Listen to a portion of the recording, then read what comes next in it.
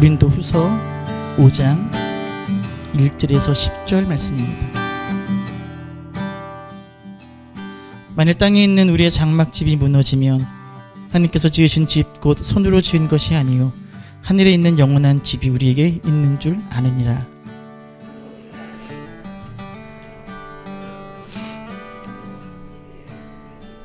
이렇게 입음은 우리가 벗은 자들로 발견되지 않으려 함이라.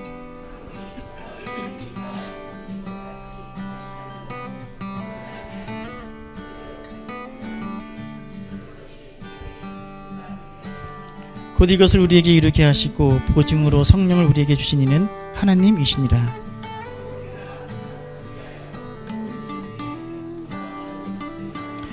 이는 우리가 믿음으로 행하고 보는 것으로 행하지 아니함이로다.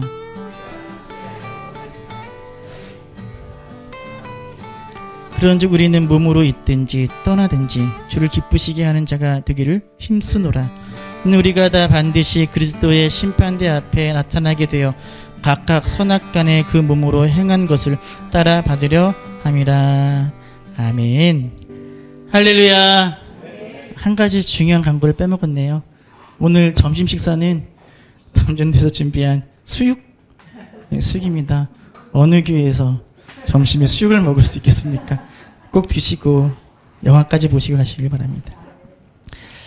요즘에 유행하는 표현 중에 리즈 시절이란 말이 있습니다. 리즈 시절. 알면 신세대, 모르면 쉰세대. 아시나요? 리즈 시절? 모르실 줄 알았어요. 리즈 시절. 원래는 해외 축구 팬들이 사용하던 단어가 이제 그 해외 축구 팬 사이트를 넘어서 흔히 사용하는 일종의 은어처럼 되었습니다. 리즈 시절이라는 것은 어떤 사람의 과거에 가장 아름다웠을 때, 가장 잘생겼을 때, 가장 멋졌을 때, 그때를 리즈 시절이라고 표현합니다.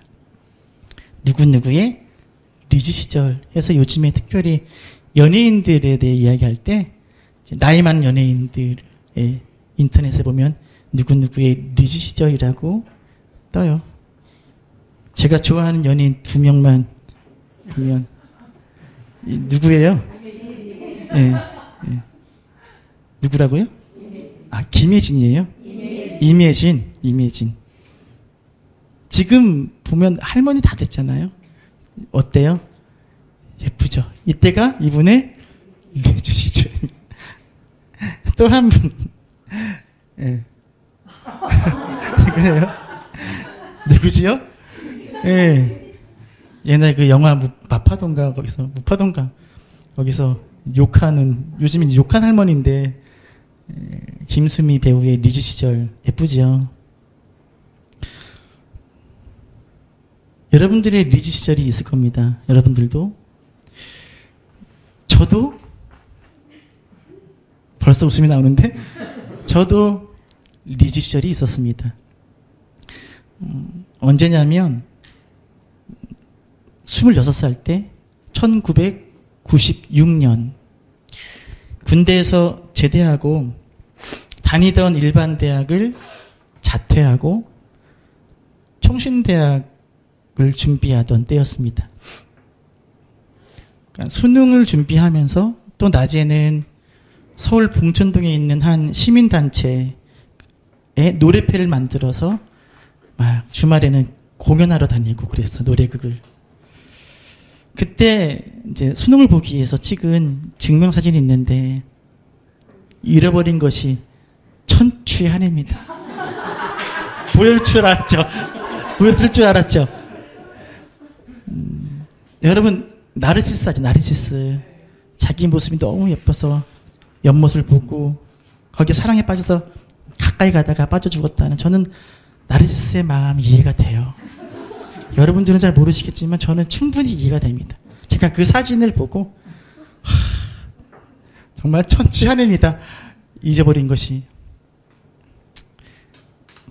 얼마나 그 당시에 멋졌냐면, 이제 이 얘기하기도 좀 지겨운데, 제가 사귀었던 키 170, 힐 신지 않고 키 170인 선경그룹 회장 비서였던 그 자매가 저한테 오빠는 아름다워.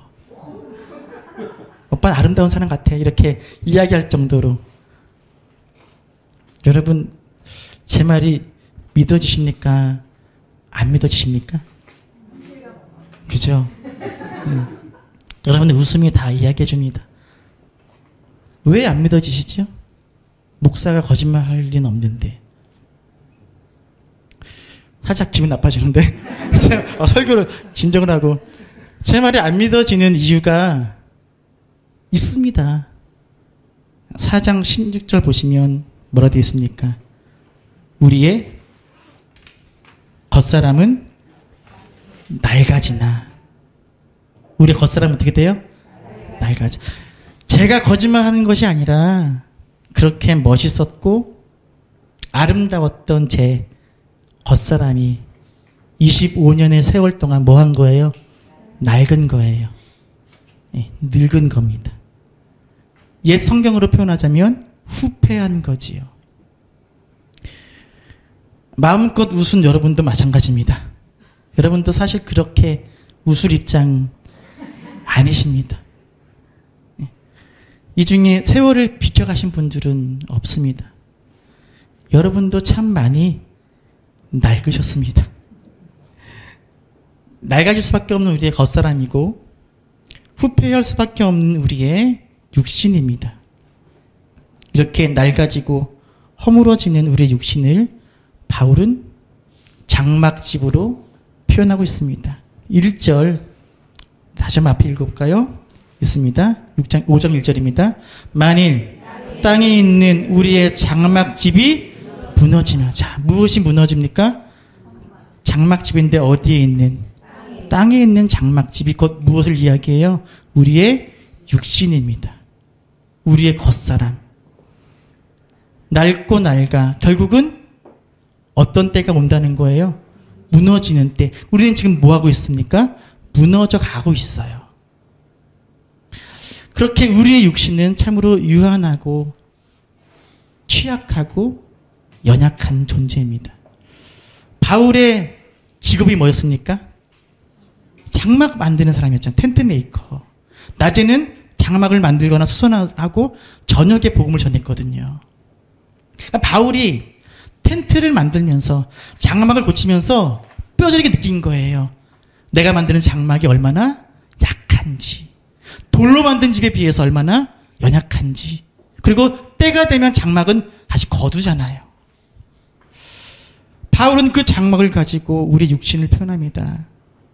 우리 인간이 이 땅에서 갖고 살아가는 육신과 생명이 얼마나 일시적이고 유한하며 약한 것인지를 바울은 장막집으로 표현합니다. 지금 이 자리에서 이 설교에 거의 동의하지 못하고 공감하지 못하는 몇몇 청년들이 있습니다. 아직은 낡지 않은. 그렇죠? 하지만 이들 역시 낡고 무너질 때가 옵니다. 그러나 성도 여러분, 우리의 겉사람이 낡아진다고 해서 슬퍼할 필요도 없고 이 육신의 장막이 무너진다고 해서 낙심할 필요도 없습니다. 왜냐하면 이 땅의 장막집이 무너지면 하늘의 집이 열리기 때문에 그렇습니다. 자, 1절 다시 읽겠습니다. 만일 땅에 있는 우리의 장막집이 무너지면 하나님께서 지으신 집, 곧 손으로 지은 것이 아니요 하늘에 있는 영원한 집이 우리에게 있는 줄 아느니라. 할렐루야. 땅의 장막집이 무너지면 그때 비로소 뭐가 열린다고요? 하늘의 장막집이 열려요. 근데 누가 만드신 거예요? 하나님이 만드신 영원한 집이 열리고 우리는 그 집으로 이사하는 거죠. 이사. 좋아요, 안 좋아요? 좋지요. 여러분 혹시 반지하 살아보셨습니까? 반지하? 영화 기생충에 나오는 반지하, 그 반지하 냄새 살아봤어요. 반지하. 저는 어렸을 때 친구들을 집으로 초대해 본 적이 한 번도 없어요. 왜냐하면 그런 집 사니까 항상 소원이 제 방 있는 거, 그리고 친구들을 초대해도 부끄럽지 않은 집에 사는 게 꿈이었습니다. 그런 집에 산 적이 없어요, 어렸을 때.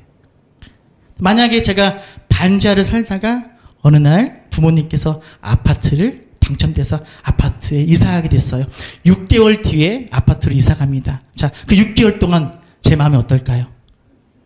행복하겠죠. 설레겠죠. 그리고 딱 이사 가는 날이 되었습니다.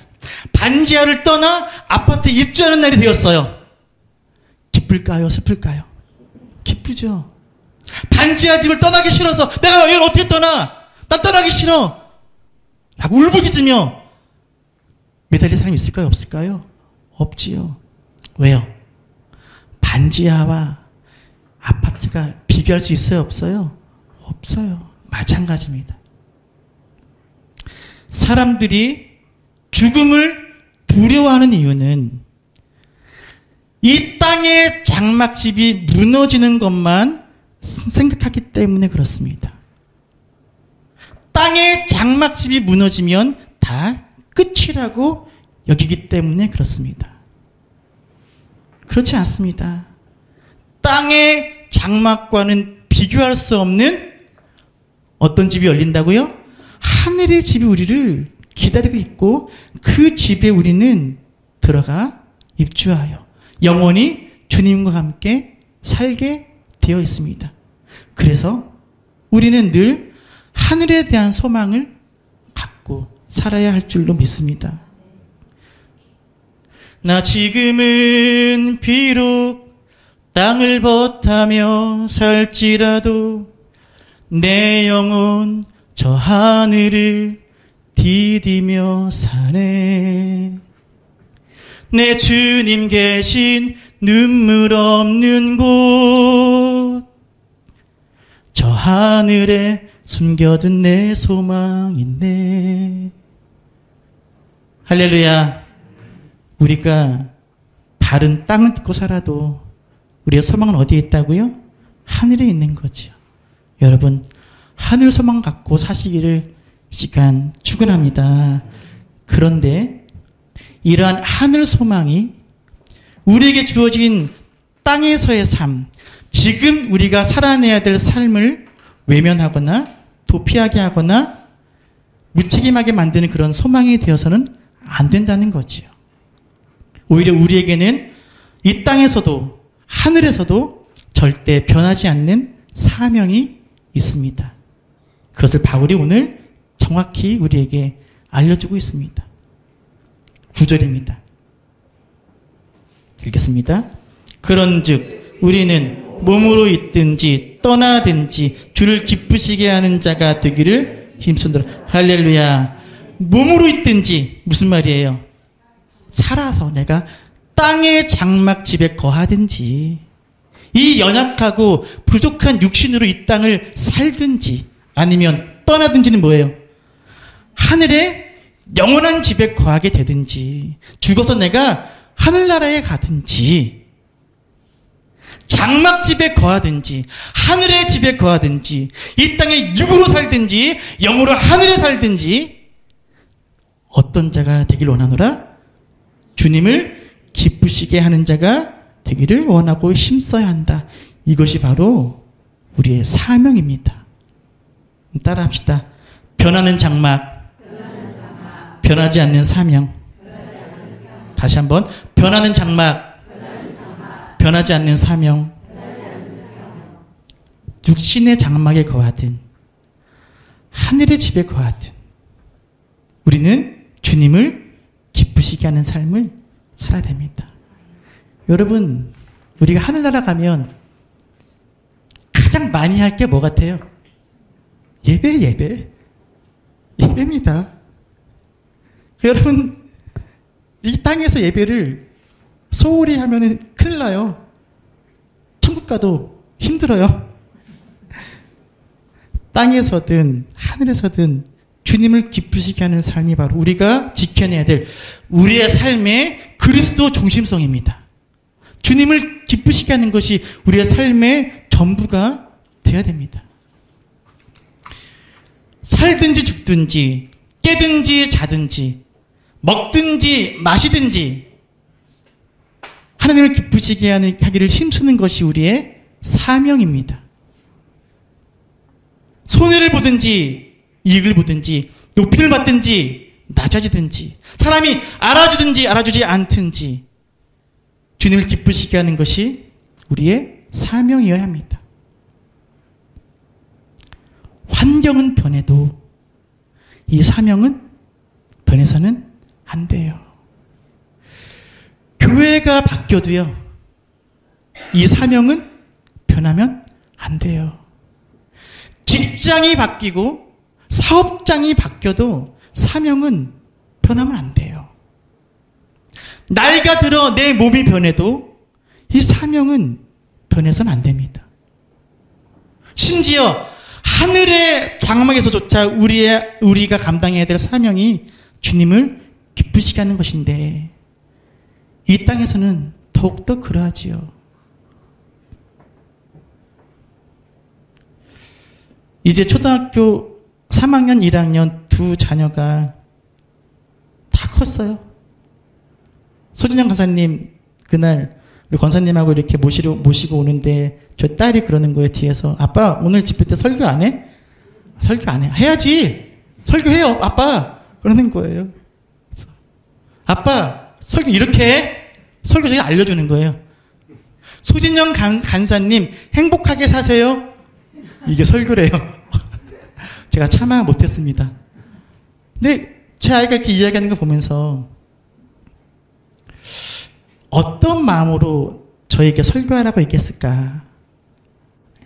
왜 설교가 행복하시라는 걸까? 여러 가지 고민하다가 느낀 건 이 아이가 많이 컸구나.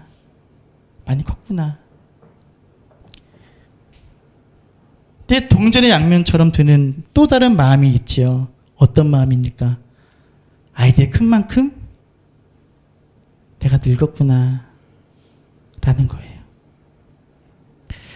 나도 그만큼 나이가 들었구나. 아이가 자랄수록 나는 낡아가는구나. 교회를 개척한 지 몇 개월 됐죠? 벌써 반년이 됐습니다. 반년. 6개월. 한편으로는 감사하고 기쁘면서 또 한편으로는 6개월의 시간만큼 내가 또 낡았구나. 제가요, 사실 수련회 같은 데 가면은요, 잠을 안 자요, 잘. 원래 그랬습니다. 이번에 소록도 갔다 왔을 때요, 저 소록도 가서 되게 잤어요. 엄청 잤어요. 정말 많이 잤습니다. 뭐가 안 되는 거예요? 몸이 안 되겠죠. 죄송합니다. 2019년 들어서 올해는 작년보다 더 피곤하고 그 피곤이 회복도 안 되고 무릎은 더 시리고 눈은 더 침침해지고 기억력은 형편없어지고 말은 더 어눌해지고 소화도 안 되고 기운도 없고 배는 나오고 머리카락은 자꾸 빠지고 그렇게 우리는 시간이 지나면서 낡아지고 무너져 갑니다. 그럼에도 불구하고 변하지 않는 우리의 사명이 있다는 거예요. 1995년 제가 그렇게 늦은 시절일 때나 25년이 지난 이 모양 이 꼴일 때나 변함없는 사명이 있다는 거예요. 그게 뭐라고요? 주님을 기쁘시게 하는 거예요. 주님을 기쁘시게 하는 것. 그래서 시편 기자는 시편 147편에서 이렇게 고백하고 있습니다. 같이 읽어볼까요? 읽습니다. 여호와는 말에 힘이 세다 하여 기뻐하지 아니하시며 사람의 다리가 억세다 하여 기뻐하지. 자, 하나님께서는 어떤 말의 힘, 그 능력, 겉모습이 아니라는 거예요. 무엇을 기뻐하시느냐? 읽겠습니다. 여호와는 자기를 경외하는 자들과 그의 인자하심을 바라는 자들을 기뻐하신다. 할렐루야. 하나님이 기뻐하시는 모습은 어떤 사람의 겉사람이 아니라 속사람이라는 거예요. 육신의 기력이 쇠해 힘이 약해지고 다리 관절이 닳아서 제대로 일하거나 걷지 못하게 되더라도 주님은 상관없으신 거예요. 주님은 그 다리의 힘과 그 겉모습의 화려함이나 아름다움이 아니라 우리의 믿음, 우리의 신앙, 우리의 중심을 보고 기뻐하신다는 거예요. 때때로 보면 성가대가 사명인 분이 있어요. 성가대가 사명인가요? 네? 성가대가 사명이에요? 대답이 없어요. 성가대가 사명, 찬양팀 사명인가요? 네? 아니에요. 성가대의 찬양을 통해 하느님을 기쁘시게 하는 게 사명인 거예요. 그런데 성가대가 사명이 돼버리면요, 주님의 일을 하는데 거기서 삐끗거리고 상처가 생기고 이상하게 돼버리는 거예요. 여러분, 남편들과 음식을 해왔긴 했는데 맛이 없을 수도 있어요. 여러분들이 토요일, 주일 열심히 음식을 준비하는 것이 사명이에요? 뭐가 사명인 거예요? 그렇게 열심히 음식을 준비해서 교우들이 함께 음식을 나눔으로 그 모습을 보고 하나님이 기뻐하시는 거예요. 너희들이 잘 먹는구나. 너희들이 사이좋게 맛있게 잘 먹는구나. 그게 사명인 거예요. 그걸 말아보지 못하니까 음식이 짜네, 맵네, 뭐 맛이 없네, 뭐 하는 거예요. 우리가 생각하는 사명은요, 주님을 기쁘시게 하기 위한 방법일 뿐입니다. 그 사명의 모든 목적은 주님을 기쁘시게 하는 거예요. 그럴 때 인간적인 부분들이 다 가려지게 되어 있습니다. 내가 직장에서 열심히 땀 흘리며 수고하고 가정에서 열심히 살림하고 자녀를 양육하는 이유, 그게 뭐라고요? 하나님을 기쁘시게 하기 위함인 거지요. 영화 불의 전차에서 올림픽 육상 선수였던 에릭 리들은 이렇게 말합니다. 하나님은 나를 빠르게 달리는 사람으로 만드셨고 나는 달릴 때 하나님의 기쁨을 느낀다. 멋있지 않아요? 내게 맡겨진 일을 할 때 주님이 기뻐하신 것이 느껴진다면 그 기쁨이 누구의 기쁨이 되는 거예요? 내 기쁨이 되는 거예요. 하나님의 기쁨이 내 기쁨이 되어 살아가는 것이 그리스도인의 삶의 방식입니다. 여러분께 물어볼 때는 한번 답해 보세요. 아직 안 물어봤습니다. 여러분은 사명자이십니까? 대답을 해보시라고요. 당황스럽네. 자, 여러분은 사명자이십니까? 여러분의 사명은 무엇입니까? 넘어갈게요. 맞는 걸로 합시다. 자, 하나님을 기쁘시게 하는 게 내 사명이에요. 그래서 찬양하는 거고, 그래서 제가 설교하는 거고, 그래서 반주하는 거고, 그래서 밥도 하는 거고. 나는 하나님을 기쁘시게 하는 사명자입니다. 주님은 그런 사명자를 보며 기뻐하시고 그런 사명자를 찾으십니다. 사랑하는 옥정 서문학교 여러분, 여러분을 안 지 참 오래되었습니다. 사실 여기 보시면 몇몇 분들은 20년 가까이 된 분도 계십니다. 이런 말씀 드리기엔 참 죄송하지만 참 많이 늙으셨습니다. 네. 그러나 내가 바로 지금 주님을 기쁘시게 하는 삶을 살고 있다면 바로 지금이 나의 리즈 시절입니다. 가장 아름다울 때인 거예요. 가장 멋질 때인 거예요. 지금 내가 주님을 기쁘시게 하는 삶을 살고 있다면 바로 지금이 가장 아름답고 가장 멋있고 가장 존귀한 때입니다. 주름살이 자꾸 깊이 피어가도 괜찮습니다. 뱃살이 2겹, 3겹 겹쳐도 괜찮습니다. 머리숱이 조금 적어져도 괜찮습니다. 이제 화장이 안 먹혀도 괜찮습니다. 지금 주님을 기쁘시게 하고 있는 삶을 살고 있는 당신은 지금 가장 아름답고 지금 가장 멋있는 바로 지금이 여러분의 리즈 시절입니다. 옆 사람 보고 축복하며 인사합시다. 지금이 당신의 리즈 시절입니다. 멋있죠? 한번 봐보세요. 아까 김수미 심리진보다 훨씬 나쁘죠? 이미진보다. 말로는 부족해요. 찬양으로 해볼까요? 반주 안 해도 돼요. 축복할까요? 너의 하나님 여호와가 너의 가운데 계시니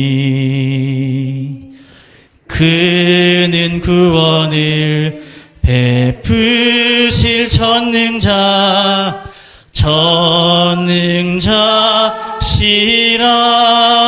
전능자시라. 그가 너로 인하여 기쁨을 이기지 못하시며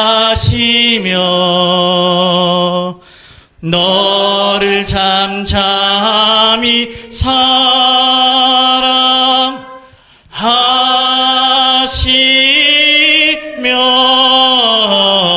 사랑하시며 즐거이 부르며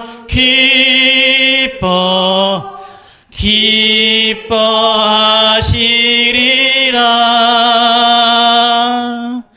할렐루야. 하나님께서 여러분을 보고 그 기쁨을 이기지 못하실 줄을 믿습니다. 내가 어떻게 살아갈 때? 주님의 기쁨을 위하여 살아갈 때. 러시아의 문호 톨스토이는 이렇게 이야기했습니다. 인생의 목적을 자기 자신의 행복에 두는 사람은 이 세상에서 가장 따분하고 불쌍한 삶을 살게 될 것이다. 맞는 것 같아요. 세상에는 두 부류의 사람이 있습니다. 첫째, 나의 기쁨을 위해 사는 사람. 둘째, 하나님의 기쁨을 위해 사는 사람. 하나님의 자녀인 저와 여러분은 하나님을 기쁘시게 하는 그것이 인생의 제일 목적이 되어야 할 것입니다. 그렇게 하나님의 기쁨이 되어 살 때 그 기쁨이 또한 내 기쁨이 되어서 항상 기뻐하라. 그 말씀이 우리의 삶으로, 우리의 얼굴로 나타나겠지요. 이것이 저와 여러분의 사명입니다. 장막은 변해도 사명은 변하지 않습니다. 설교 전 찬양을 통해서 우리가 나 주님의 기쁨 되기 원하네 라는 찬양을 고백했지요. 내가 기뻐하는 것도 중요하지만 내가 기쁨이 되는 것이 얼마나 귀한 사명인지, 주님 기쁘시게 하는 사명을 기쁘게 담당하는 여러분 되시기를 간절히 축원합니다. 어디에 있든지 무엇을 하든지 어떤 환경과 조건이 주어지든지 환경은 변해도 장막은 변해도 사명은 변하지 않는 주님을 기쁘시게 하는 저와 여러분 되시기를 간절히 축원합니다.